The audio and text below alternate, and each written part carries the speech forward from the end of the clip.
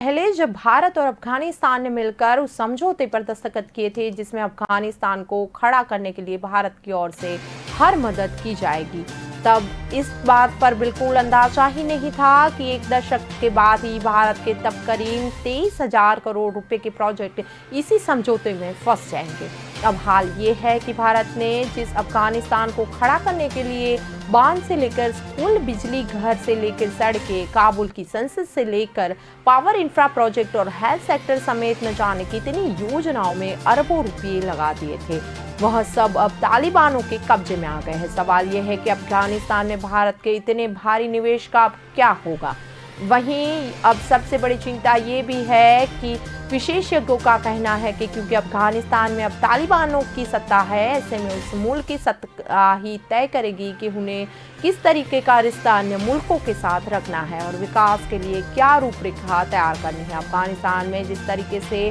तख्ता पलट कर तालिबानियों ने कब्जा कर लिया, उससे भारत के माथे पर चिंता की लकीरें दुनिया के अन्य मुल्कों से ज्यादा ही है। विदेशी मामलों के जानकार डॉक्टर एलन राव कहते हैं कि भारत के अफगानिस्तान में घनिष्ठता पाकिस्तान को सबसे ज्यादा अखरती भी थी, क्योंकि उसके पड़ोसी मुल्क अफगानिस्तान में भारत का इंत से ज्यादा दखल भी था, जो पाकिस्तान को भारत के दबाव में रहने के लिए मजबूर करता था। डॉक्टर राव ये भी कहते हैं कि रणनीतिक समझौते के तहत भारत में तो सिर्फ अफगानिस्तान को खड़ा करने के लिए अब तक तकरीबन 23,000 करोड़ रुपए का निवेश हुआ, बल्कि अफगानिस्तान की अर्थव्यवस्था चलाने के लिए भी भारत ने बहुत मदद की थी। अब तालिबान की सत्ता बनाने के साथ ये सारे प्रोजेक्ट और अर्थव्यवस्था में निवेश बीच उधर में फंस गया है। विदेशी मामलों के जानकार डॉक्टर राव ये भी कहते हैं अब जान क्या होगा इस बारे में अभी कुछ कहना बहुत ही जल्दबाजी हो।